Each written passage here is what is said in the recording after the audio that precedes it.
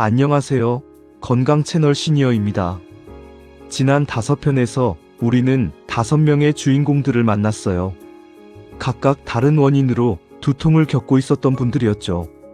혈압 문제로 두통을 겪는 분도 있었고, 눈 피로로 두통을 겪는 분도 있었고, 수면 문제로 두통을 겪는 분도 있었고, 목과 어깨의 긴장으로 두통을 겪는 분도 있었어요. 각각 다른 원인, 다른 나이, 다른 상황이었지만 모두 한 가지 공통점이 있었어요. 그것은 바로 진통제로 버티고 있었다는 거죠. 하지만 그들이 각각의 원인을 찾아 해결하기 시작했을 때 정말 놀라운 일이 일어났어요. 단순히 두통만 사라진 게 아니었어요. 혈압도 안정화되고, 수면의 질도 좋아지고, 눈도 덜 피로해지고, 어깨도 덜 뻐근해졌어요. 마치 신체의 모든 시스템이 함께 회복되는 경험을 한 거죠. 오늘 최종편에서는 이 5명의 주인공들이 공통으로 발견한 습관들을 함께 살펴보겠습니다.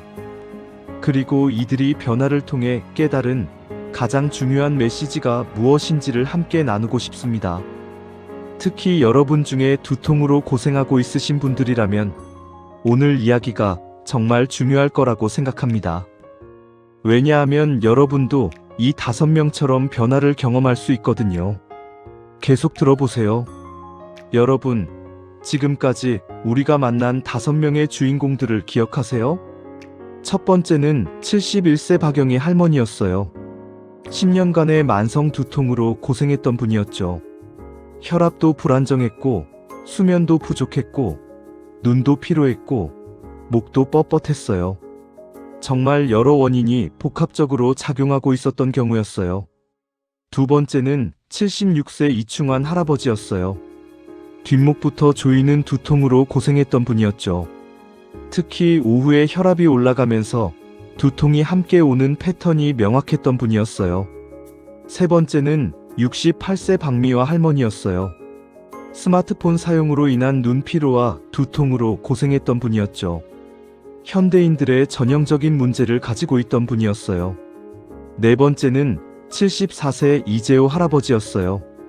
새벽부터 시작되는 아침 두통으로 고생했던 분이었죠. 수면무호흡증까지 진단받았던 분이었어요. 다섯 번째는 70세 김영희 할머니였어요.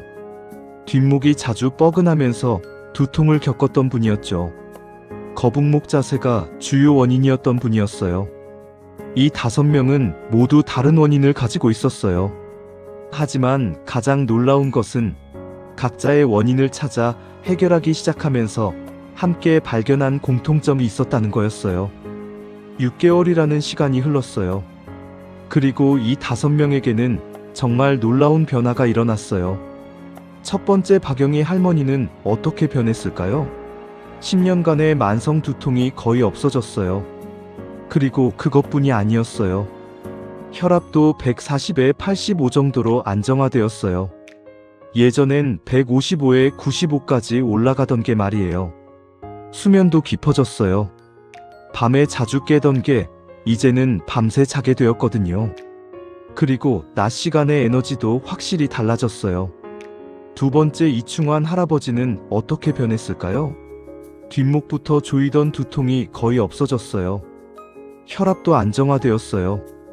그리고 가장 놀라운 건 이제 혈압약의 용량을 줄일 수 있다고 의사가 말씀했다는 거였어요. 약을 줄일 수 있을 정도로 혈압이 개선된 거죠. 세 번째 박미화 할머니는 어떻게 변했을까요? 스마트폰 사용으로 인한 눈 피로가 거의 없어졌어요. 그리고 눈 피로와 함께 오던 두통도 없어졌어요. 손자들과의 카톡도 더 자신감 있게 할 수 있게 되었어요. 네 번째 이재호 할아버지는 어떻게 변했을까요? 새벽부터 시작되던 아침 두통이 거의 없어졌어요. 밤잠도 정말 깊어졌어요. 아침에 일어났을 때의 상쾌함도 정말 다르다고 했어요. 다섯 번째 김영희 할머니는 어떻게 변했을까요? 뒷목의 뻐근함이 거의 없어졌어요. 그리고 그것과 함께 오던 두통도 사라졌어요. 자세도 정말 좋아졌어요. 이렇게 5명이 각각 변화를 경험했는데 정말 흥미로운 점이 있어요. 그것은 이들이 공통적으로 발견한 습관들이 있었다는 거예요. 저는 이 5명을 한 번씩 만나서 물어봤어요. 당신들이 두통을 극복하면서 가장 중요하다고 생각하는 게 뭐예요? 그러자 5명이 거의 같은 말을 했어요. 물론 세부 내용은 달랐지만 핵심은 같았어요. 5명 모두 강조한 게 있었어요. 그것은 바로 아침에 깨어나자마자 물을 한 컵 마시는 것이었어요. 박영희 할머니가 말했어요. 아침에 일어나자마자 따뜻한 물을 한 컵 마시는 게 정말 중요해요. 그러면 몸이 깨어나는 느낌이 들어요. 이충환 할아버지도 말했어요. 아침 물 한 컵이 내 혈압을 깨우는 것 같아요. 그리고 혈압이 급격히 올라가는 걸 어느 정도 조절할 수 있는 것 같아요. 박미화 할머니도 말했어요. 아침에 물을 마시고 나면 눈도 더 선명해지는 느낌이 들어요. 이재호 할아버지도 말했어요. 깊은 수면에서 깨어난 후 물을 마시면 뇌도 함께 깨어나는 느낌이 들어요. 김영희 할머니도 말했어요. 아침 물 한 컵은 마치 하루의 시작을 알리는 신호 같아요. 왜 이런 일이 일어날까요? 의료진들이 설명하는 바에 따르면 밤 동안 우리의 몸은 수분을 잃어버려요. 그래서 아침에 일어나면 혈액이 조금 걸쭉해지거든요. 그때 물을 마시면 혈액이 묽어지고 혈액순환이 좋아진다고 했어요. 그러면서 자연스럽게 혈압도 안정화되고 뇌로 가는 혈액 공급도 좋아지고 그 결과 두통이 줄어드는 거래요. 두 번째 공통 습관은 혈압과 수면을 정기적으로 기록하는 것이었어요. 박영희 할머니가 말했어요. 처음엔 의료진이 권했는데 이제는 습관이 되었어요. 매일 아침 혈압을 재고 밤엔 잘 잤는지를 기록해요. 그러면서 내 몸의 패턴이 보이기 시작했어요. 이충환 할아버지도 말했어요. 혈압을 기록하면서 언제 올라가는지, 왜 올라가는지가 명확해져요. 그럼 뭘 해야 할지도 알게 되고요. 이재호 할아버지도 말했어요. 수면 기록을 하면서 내가 얼마나 깊게 자는지가 보여요. 그리고 잘 자던 날과 못 자던 날의 차이가 두통과 정확히 연결되어 있다는 걸 알게 되었어요. 왜 이 기록이 중요할까요?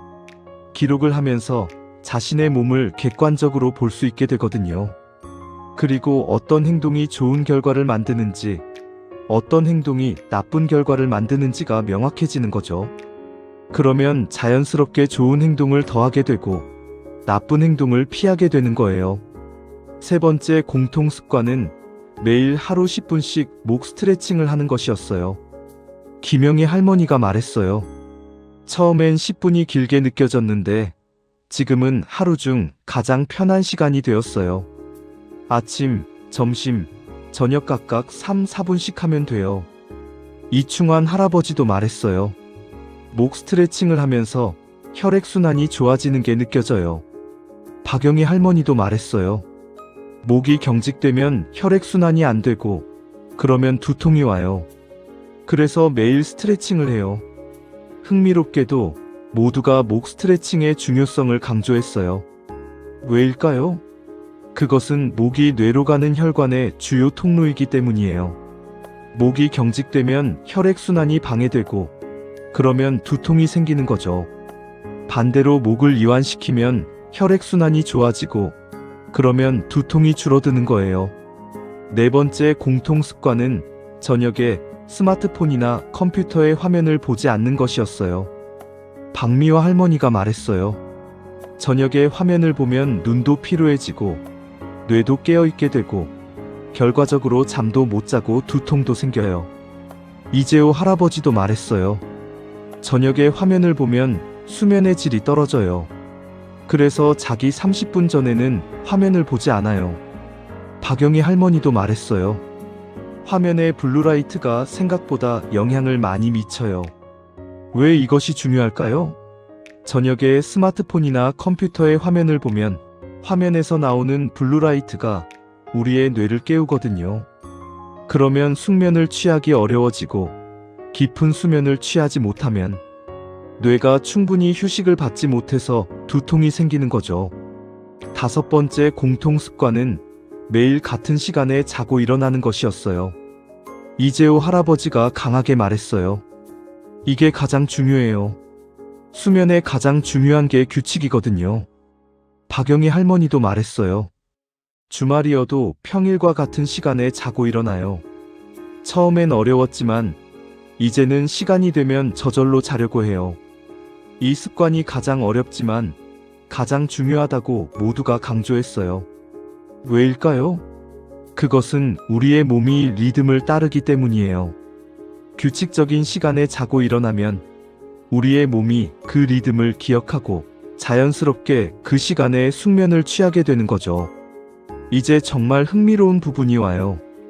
5명이 두통을 극복하면서 함께 좋아진 것들이 뭐였을까요? 첫 번째는 혈압이 안정화되었다는 거예요. 박영희 할머니, 이충환 할아버지 모두 혈압이 현저히 낮아졌어요. 그리고 혈압이 안정화되자 진통제를 먹을 일이 줄어들었어요. 두 번째는 수면의 질이 좋아졌다는 거예요. 이재호 할아버지가 특히 강조했어요. 밤잠이 좋아지니까 아침에 일어나는 기분이 완전히 달라요. 세 번째는 눈이 덜 피로해졌다는 거예요. 박미화 할머니가 말했어요. 눈 피로가 줄어드니까 두통도 덜해요. 그리고 하루 종일 활기가 있어요. 네 번째는 몸 전체의 피로가 줄어들었다는 거예요. 5명 모두가 요즘 훨씬 덜 피곤해요라고 말했어요. 5번째는 정신 건강도 좋아졌다는 거예요. 박영희 할머니가 말했어요. 두통으로 인한 불안감이 없어지니까 마음도 편해졌어요. 그리고 활동도 더 많이 하게 되었어요. 이 5명이 6개월간의 변화를 통해 가장 중요하게 깨달은 게 뭐였을까요? 박영희 할머니가 말했어요. 두통이 나이 탓이 아니라는 걸 깨달았어요. 원인을 찾아 해결하면 정말 바뀐다는 걸 알았어요. 이충환 할아버지가 말했어요. 증상만 봤는데 이제는 원인을 봐요. 그리고 원인을 해결하는 게 증상을 없애는 가장 확실한 방법이라는 걸 알게 되었어요. 박미화 할머니가 말했어요. 작은 습관의 변화가 이렇게 큰 결과를 만든다는 게 정말 신기해요. 이재호 할아버지가 말했어요. 약에 의존하지 않아도 우리 몸은 충분히 회복할 수 있다는 걸 느꼈어요. 김영희 할머니가 말했어요. 나이가 들었다고 포기하면 안 된다는 걸 배웠어요. 올바른 관리로 충분히 건강해질 수 있어요. 이 5명의 이야기를 통해 우리가 배운 가장 중요한 메시지가 뭘까요? 첫 번째는 두통은 신호라는 거예요. 단순한 증상이 아니라 우리의 몸이 뭔가 잘못되었다는 신호라는 거죠. 두 번째는 원인을 찾는 게 가장 중요이라는 거예요. 진통제로 버티는 것보다 원인을 찾아 해결하는 게 훨씬 효과적이라는 거죠. 세 번째는 작은 습관의 변화가 큰 결과를 만든다는 거예요. 아침 물 한 컵 기록하기, 스트레칭, 화면 제한, 규칙적 수면. 이 작은 것들이 모여서 인생을 바꾼 거죠. 네 번째는 모든 것은 연결되어 있다는 거예요. 혈압, 눈, 수면, 목. 이 모든 게 함께 움직이고 한 가지를 개선하면 다른 것도 함께 개선된다는 거죠. 5번째는 절대 늦지 않았다는 거예요. 71세, 76세, 68세, 74세, 70세. 이렇게 나이가 많은 사람들도 변화를 경험했어요. 그러니까 여러분도 충분히 가능하다는 거죠. 여러분, 오늘 이야기 어떠셨나요? 지난 5편을 통해 우리가 만난 5명의 주인공들. 각각 다른 원인을 가지고 있었지만 모두 함께 발견한 공통된 5가지 습관. 그리고 그 습관들을 통해 경험한 놀라운 변화들. 가장 중요한 메시지는 이거예요. 두통은 나이 탓이 아닙니다. 그리고 진통제만이 해결책이 아닙니다.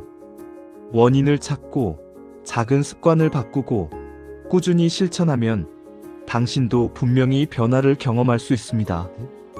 지금부터 시작해보세요. 아침에 일어나서 물을 한 컵 마시고 당신의 혈압과 수면을 기록하고 매일 목 스트레칭을 하고 저녁에 화면을 보지 않고 규칙적인 시간에 자세요. 이 5가지 습관이 당신의 인생을 바꿀 수 있습니다. 오늘도 건강하시길 바랍니다. 이 영상이 도움이 되셨다면 구독 버튼을 꼭 눌러주시고 좋아요와 알림 설정도 부탁드립니다. 그리고 정말 중요한데요. 혹시 여러분도 두통으로 고생하고 계신다면 이 5가지 습관을 한번 시도해보세요. 그리고 그 과정을 댓글로 공유해주세요. 여러분의 변화가 또 다른 많은 사람들에게 큰 희망이 될 거라고 생각합니다. 건강 채널 시니어였습니다. 그리고 이 시리즈를 함께 해주신 모든 분들께 감사드립니다.